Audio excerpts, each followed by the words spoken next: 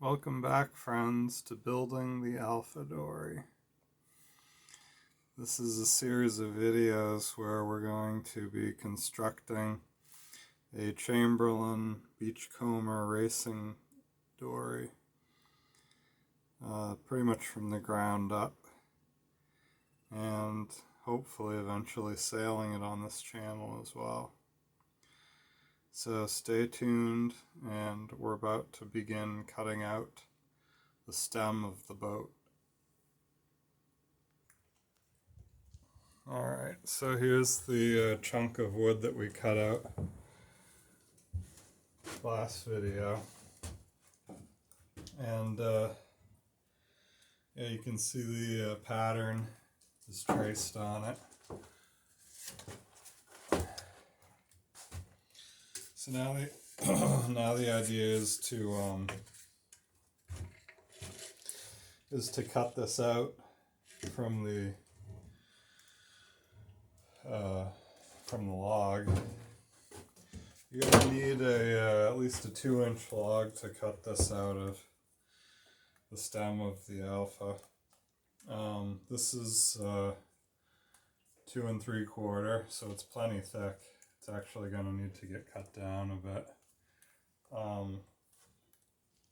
which is fine because we'll be cutting off some of the problem areas here when we trim it down.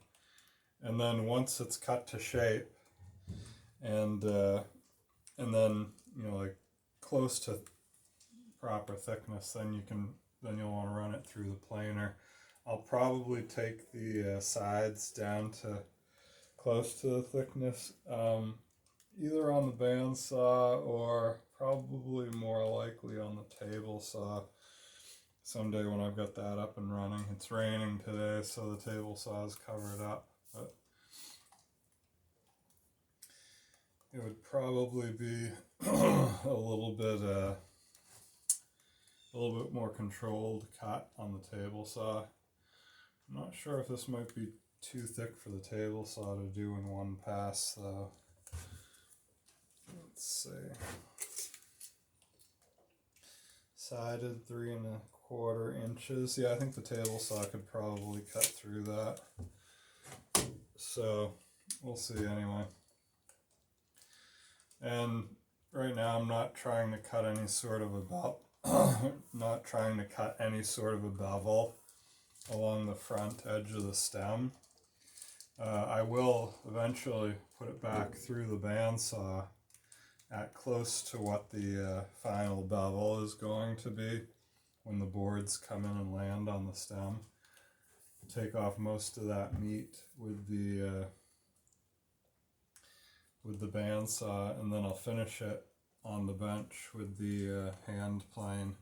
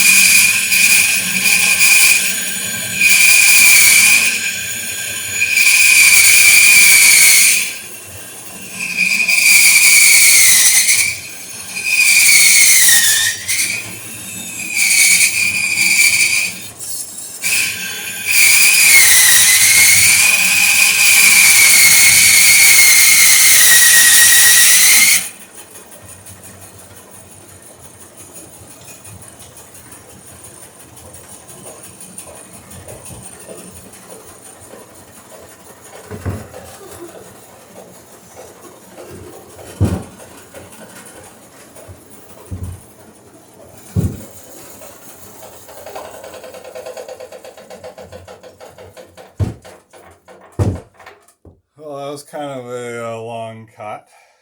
I still got another corner to knock off this, but that was the big one there. And it looks like I followed the line pretty okay. I'm wondering if this saw might be getting a little bit dull. Yeah, probably time to swap out that blade.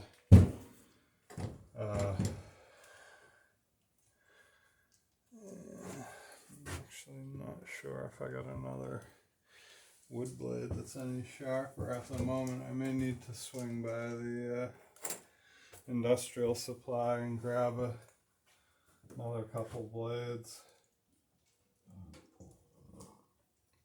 I won't trade it out tonight anyway, but yeah. So I got through that. And yeah, you can see the blade was kind of wandering.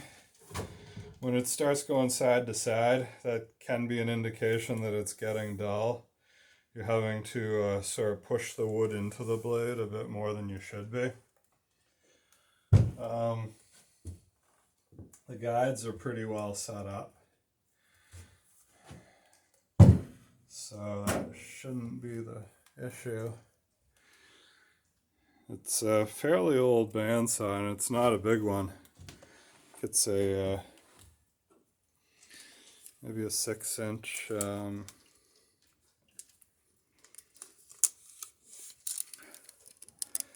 Yeah, 6-inch throat on this thing. But it's you know, plenty big to build a dory with, even an Alpha Dory. An old Dunlap, which is, you know, was a good quality bandsaw, decent quality bandsaw in its day. More of a not really an industrial bandsaw in its day, but you know, they made some decent machines.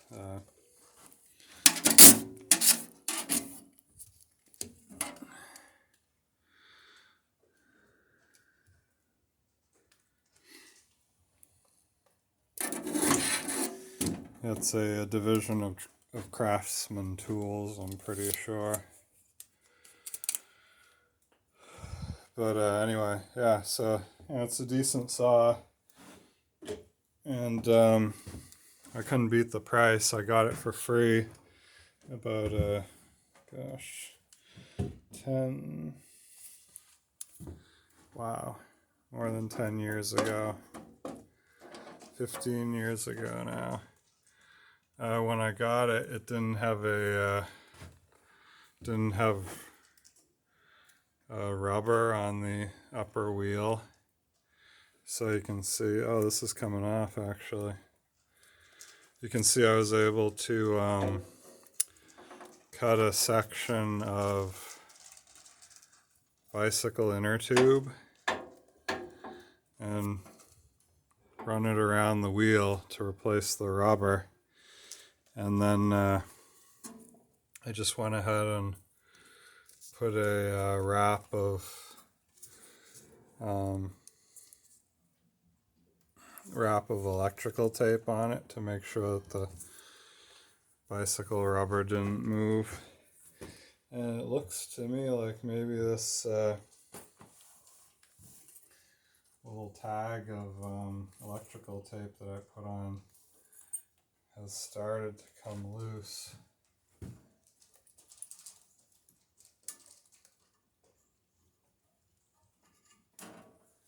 So hopefully just trim that off and it should be good. Other than that, it's in pretty okay shape. I was also forced to replace this little handle here, which turns out I had a piece of bent threaded rod that just fit in there, but the other adjustment screws are original. And as far as I can tell, I think this has those some of those Babbitt bearings in it. I've had it apart a couple times, but never had the bearings apart. And they've always rotated fairly well. This is the tension for the, you can see this rides on it. This rides on a track. This is the bearing is on this little carriage that rides on this track, and then this spring tensions that carriage upward to keep tension on the blade of the saw. And then you can see there's a pivot bolt here as well, and that pivot bolt brings the saw this way, and this upper wheel on the saw swings it out, swings the bottom of the wheel out. And that's how you, by adjusting that, is how you get the saw to track on the wheel so that the saw won't run off the wheel. And you make those adjustments with this knob out here that adjusts that pivot on the in and out on the wheel. And then the bottom wheel is just a fixed sort of an idler pulley, and it's driven over here with the V-belt. The bottom wheel is the drive wheel, and it's driven with this V-belt down to the motor. So when I got the saw, it didn't have a motor with it, so I happen to have this, I think it's a 3/4 horse, no, 1/2 horsepower. Anyway, had this 1/2 horsepower motor around, and as you can see, the motor is on this carriage here, or this lever arm type of a deal, and it hangs. The motor is suspended by the V-belt, the V-belt drive. So that's what provides that's what tensions the V-belt, is, you know, the fact that this motor is just hanging off the V-belt. It looks like the plywood's warped a bit that the motor's on. It's starting to kind of rub on the bottom on the frame there. So I guess if the V-belt starts slipping, then I'll know why. So I may have to redo that sometime soon.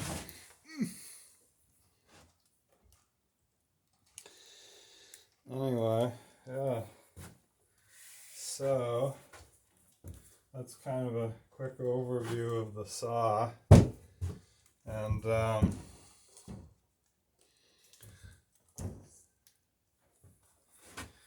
yeah, so I'm probably not going to try and